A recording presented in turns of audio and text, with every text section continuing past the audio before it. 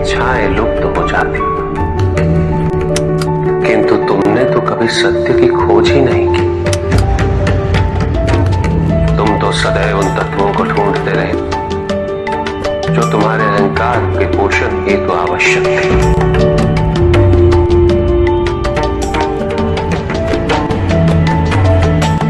किंतु सत्य तो यही है कि ना कोई तुम्हारा है और ना तुम किसी की। जो है वो परमात्मा का है, और जो नहीं वो भी परमात्मा का ही है। इस शरीर में तुम इस सत्य से अनभिज्ञ हो, किंतु इस शरीर के पूर्व तुम्हें इस सत्य का बोध था, और इस शरीर के पश्चात ही रहेगा।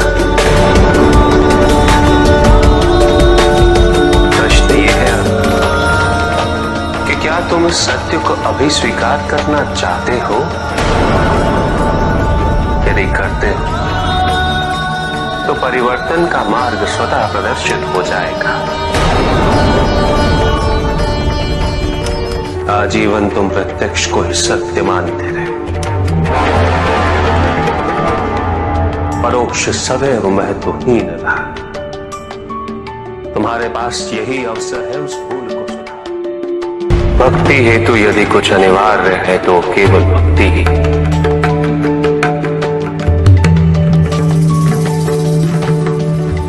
किंतु प्रश्न ये है कि क्या आपकी भक्ति संपूर्ण है? विश्वास और भ्रम के बीच की रेखा अत्यंत महीन होती है।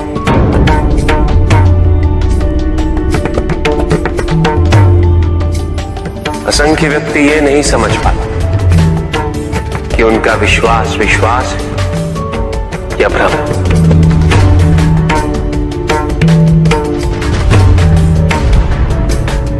मुझ तक पहुंचने के लिए किसी और की आराधना अनिवार्य नहीं। मेरे सच्चे भक्त तो मुझे किसी भी रूप में पूज सकते, किसी भी रूप में प्राप्त कर सकते। ओम नमः शिवाय। पुरुष और प्रकृति एक है, वो कभी पृथक नहीं हो सकती। शक्ति शिव के बिना अधूरी है,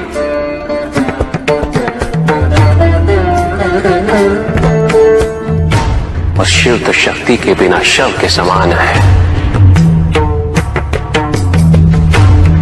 शिव शक्ति पुरुष प्रकृति का संतुलन सदैव अनर्थकारी सिद्ध होगा।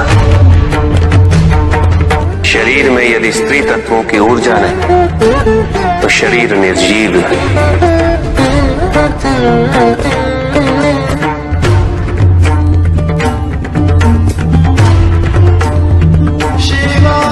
शक्ति और शिव के संपूर्ण रहस्यों को समझ लेना भक्ति, ज्ञान और तपस्या की पराकाष्ठा है।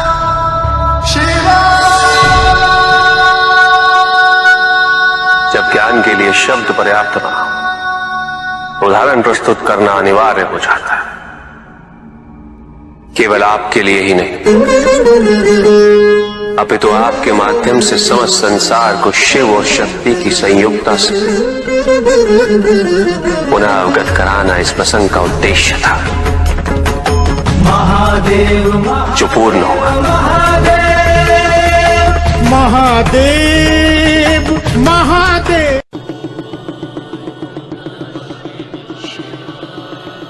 जहां न अमृत न विष, न सुख न दुख, न स्वर्ग न नरक, वही परम आनंद है। उसी परम आनंद तक की यात्रा है तुम्हारी। ये यात्रा आनंद के सानिध्य की है, ये यात्रा सानिध्य के आनंद की है। और इस यात्रा में मैं प्रतिपल तुम्हारे साथ हूं। मुझे ढूंढो मत, केवल पहचानो, तुम ही मैं हूं, मैं ही तुम। हर आरंभ का मैं ही अंत हूं और हर अंत सदैव मेरा ही आरंभ होगा। देव देव महादेव शिव। पंडित महोदय को अपने अंतिम उत्तर का तात्पर्य बताओ।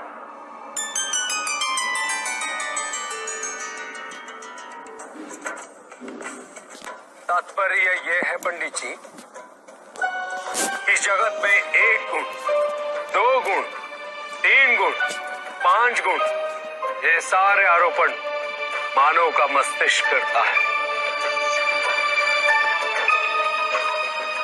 अन्यथा जगत तो ब्रह्म माया है और ये सारे गुण भी माया मात्र है। सब कुछ निर्गुण है मेरे महादेव की भांति।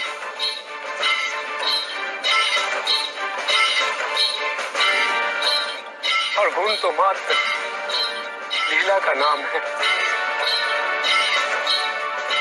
साधु साधु साधु साधु।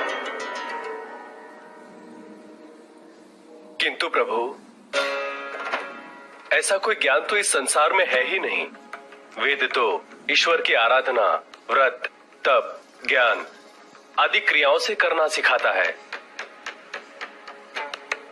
तो फिर निर्गुण वाली बात सत्य कैसे हो सकती है? वेद में ही सारा ज्ञान है पंडित महोदय। वेद का सही अर्थघटन करना इस समय संभव नहीं। अनंत शिव। प्रजापिता ने वेद के मंत्र दिए ताकि मनुष्य मात्र अपने गुणों के माध्यम से निर्गुण तक पहुंच सके।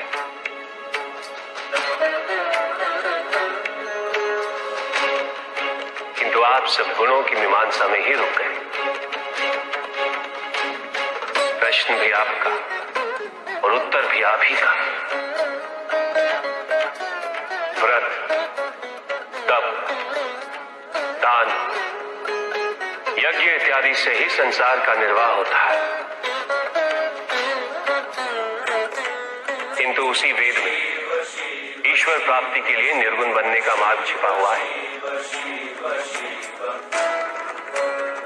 उस ज्ञान को आप देख नहीं पाते पंडित महोदय। इसीलिए अपने आप को देवताओं से अधिक ज्ञानी समझते।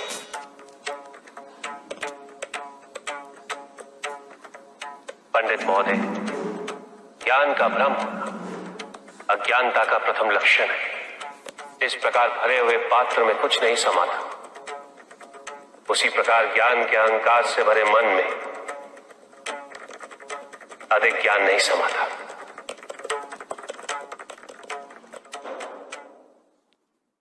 पूछ सकता हूं?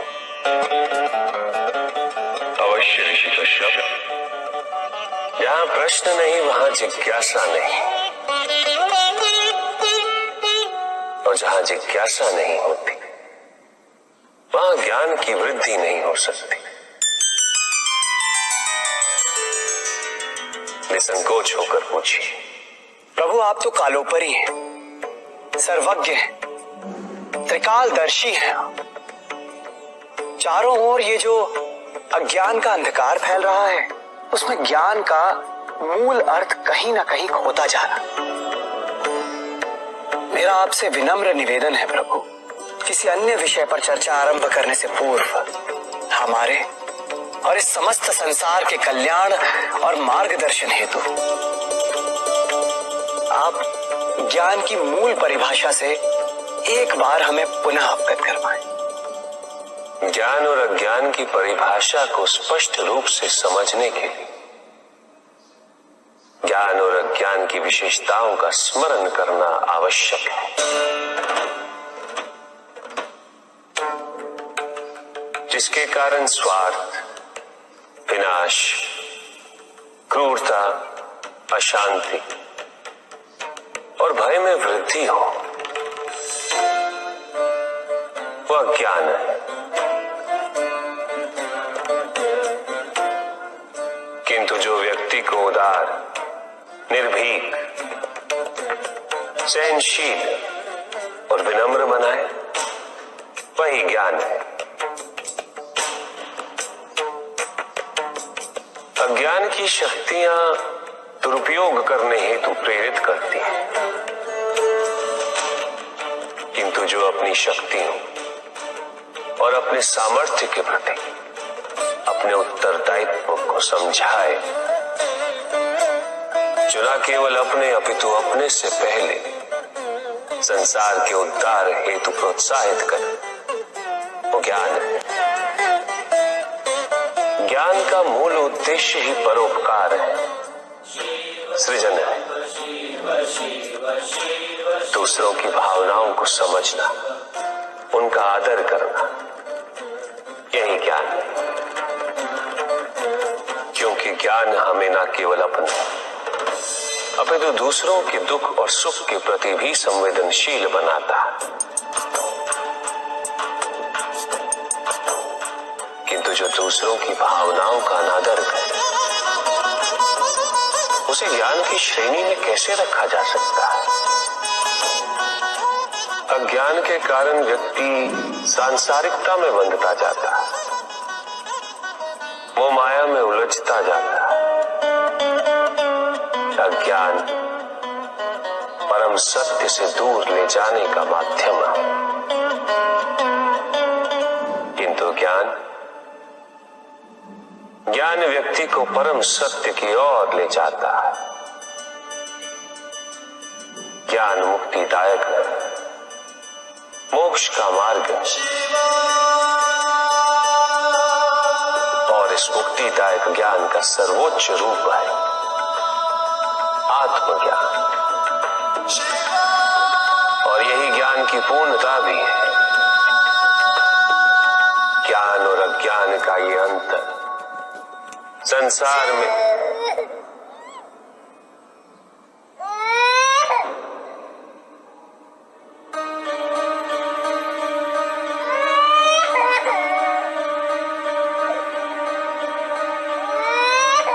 ऋषि कश्यप, ये तो किसी शिशु का क्रंदन है। विदर्भ देश के राजा और मेरे भक्त सत्यार्थ का पुत्र चालू देश के राजा ने सत्यार्थ की हत्या कर दी। सत्यार्थ की पत्नी ने अपने शिशु के साथ अपनी रक्षा करने हेतु वन में शरण ली, किंतु अब तो वो भी मृत्यु को प्राप्त हो चुकी है। भक्ति का उचित मार्ग बताए हमें, ताकि मेरी भांति दूसरा कोई भूल ना करे। भक्ति मुक्ति का आधार है पुष्पधर, और मुक्ति तो केवल समर्पण से ही संभव होगी। और समर्पण के लिए पुष्प नहीं, स्वर्ण नहीं, आभूषण भी नहीं, रत्न नहीं, धन नहीं, विधि विधान नहीं, केवल अपने मन को अर्पित करना अनिवार्य है। जानना चाहते हो पुष्पधर कि वो कौन से पुष्प हैं जो मुझे अत्यंत प्रिय है? इंद्रियों का नियंत्रण, दया, शांति, तप, क्षमा, ध्यान और सत्य। और जब कोई मेरे इन पुष्पों से आराधना करे, मैं अवश्य प्रसन्न होता। भक्ति में भव्यता आवश्यक नहीं है पुष्पधर, अभी तो सरलता आवश्यक है। भक्त के लिए ये समझना अत्यंत कठिन हो जाता है, प्राय भक्ति कब मोह में परिवर्तित हो जाती है।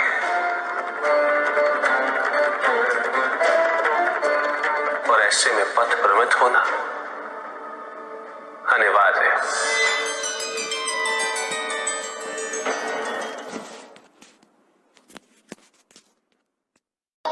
किंतु पिताजी, कुछ व्यक्ति अहिंसा का व्रत कर रहे हैं,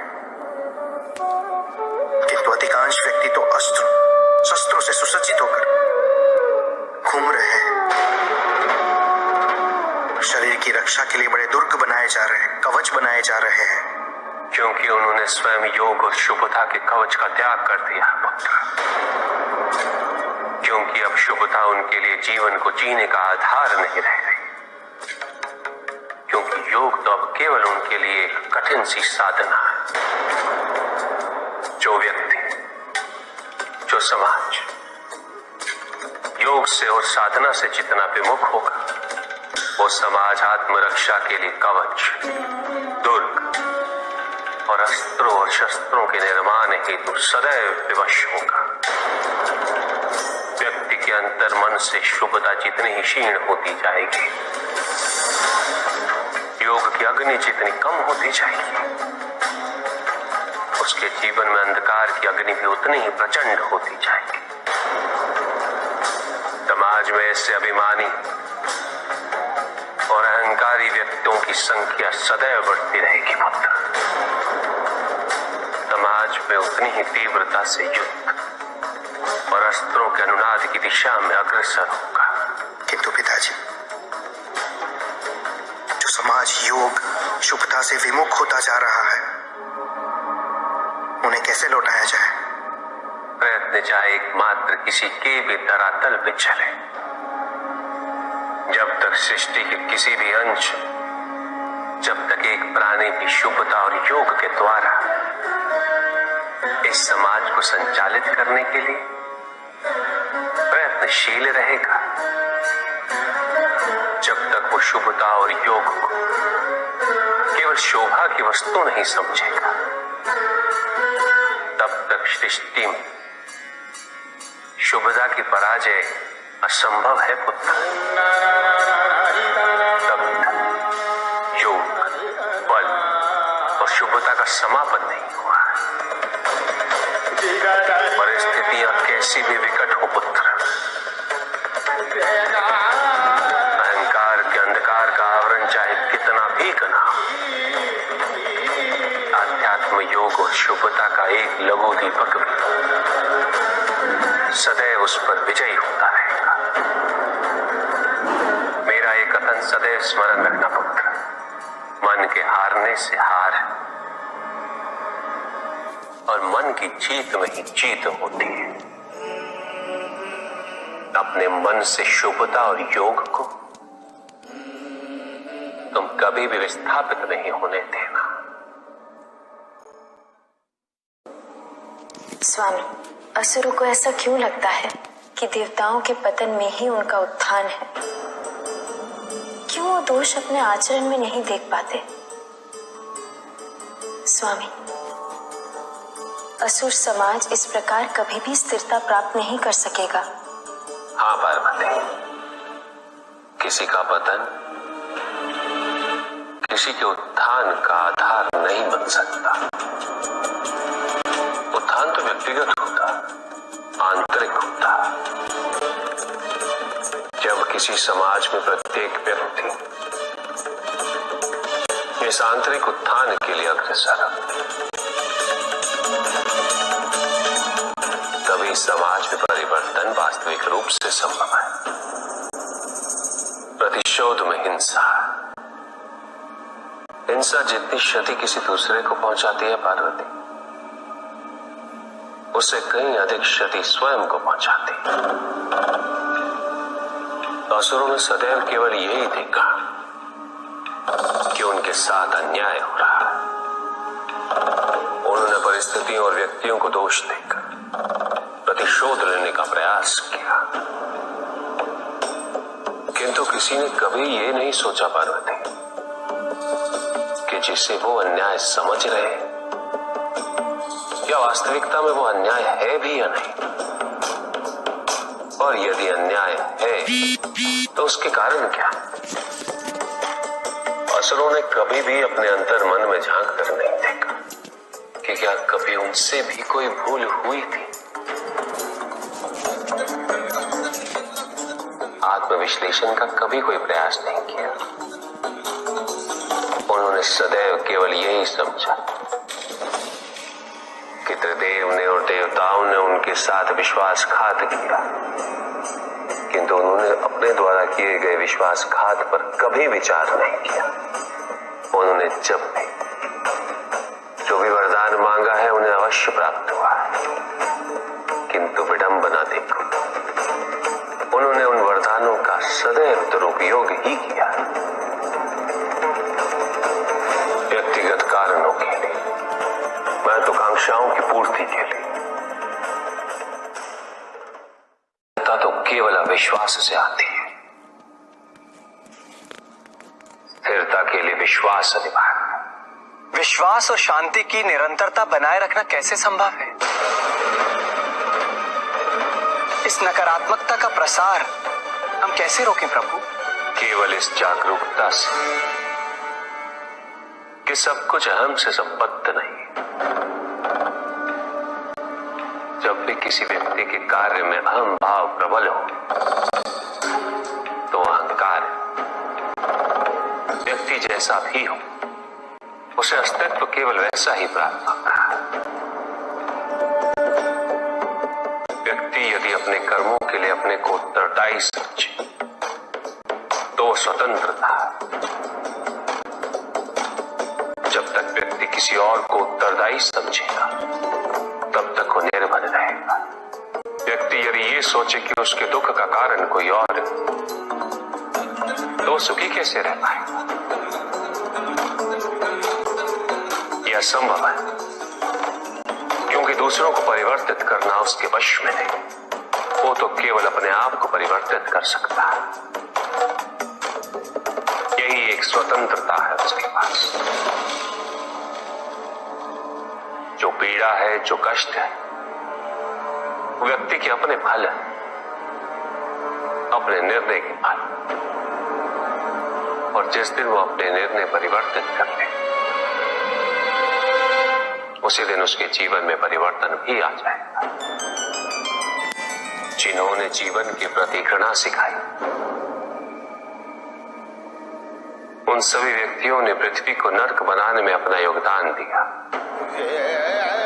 इसलिए अधिकांश व्यक्ति अपने दोष, अपनी त्रुटियां और अपनी व्यर्थता को जीवन पर आरोपित कर मुक्त हो जाते हैं। उन्हें लगता है कि जीवन ऐसा ही होता है और उसके समक्ष वो विवश है। वो ये नहीं समझते कि वो जिन प्रवृत्तियों को लिए वो प्रवृत्तियां दुख को जन्म देने वाली वृत्तियां हैं। वो अपनी अज्ञानता की गहराई से अनभिज्ञ है और वो अपने अहंकार में ये स्वीकार नहीं कर पाते कि वो तो कुछ जानते ही नहीं।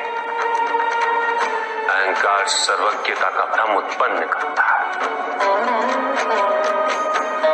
न जानने की स्वीकृति बहुत बड़ी विनम्रता है और वही पवित्रता भी है।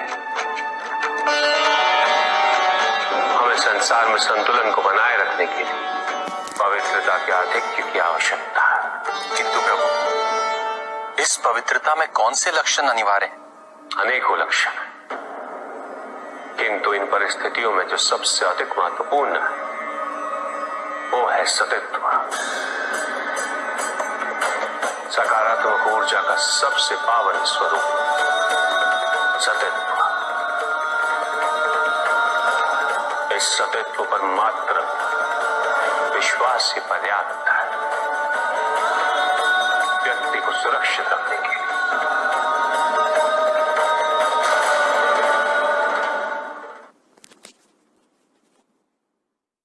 युद्ध किसी व्यक्ति से नहीं गणेश, मानसिकता से होता है। युद्ध में संघर्ष अच्छाई या बुराई का नहीं होता। सभी में अच्छाई है और बुराई भी है पुत्र। युद्ध तो विचारधाराओं का होता है। व्यक्ति अपने पराक्रम पर, अपनी क्षमता पर विश्वास कर युद्ध करता है और जब उस विश्वास को क्षति पहुंचती तो सब कुछ निरर्थक प्रतीत होने लगता है। किंतु आपसे पराजित होकर भी लोहितांग क्यों नहीं समझ रहा?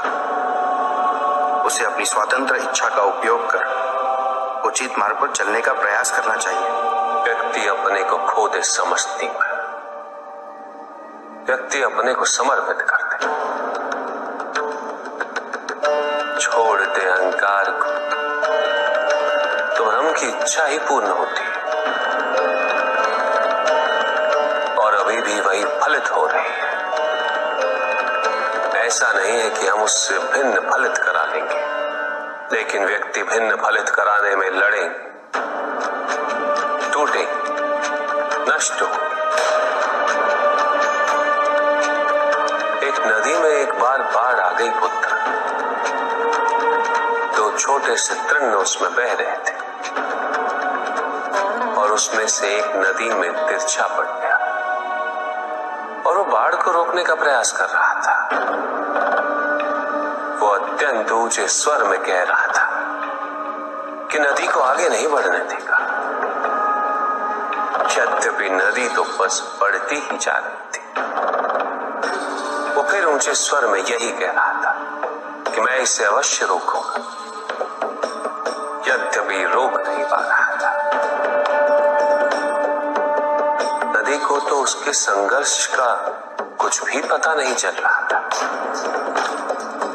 किंतु नदी को उसके होने या ना होने से क्या होता था। उस कण के लिए तो यह अत्यंत महत्वपूर्ण था।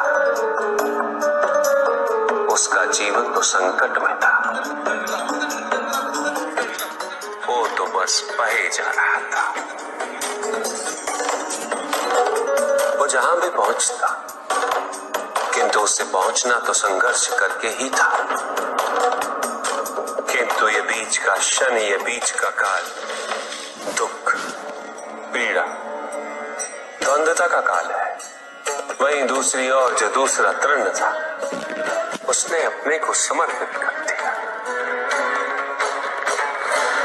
वो तो नदी में सीधा पड़ा हुआ था, नदी के प्रवाह के साथ साथ बहता जा रहा था और उसे ऐसा प्रतीत हो रहा था जैसे कि वो नदी को दिशा दे रहा है, उसे प्रवाहित होने में सहायता कर रहा हो। वो तो ये निश्चय कर बैठा था कि नदी को समुद्र तक पहुंचाकर ही रहेगा, किंतु नदी को उसकी उपस्थिति का भी आभास नहीं था। नदी पर उन दोनों के होने या ना होने का कोई प्रभाव नहीं था। नदी तो बस बहे जा रही थी। ब्रह्म की इच्छा को जाना नहीं जा सकता, किंतु ब्रह्म के साथ एक अवश्य हुआ जा सकता है और तब व्यक्ति की अपनी इच्छा तो खो ही जाती है, केवल उसकी इच्छा ही शेष रह जाती है।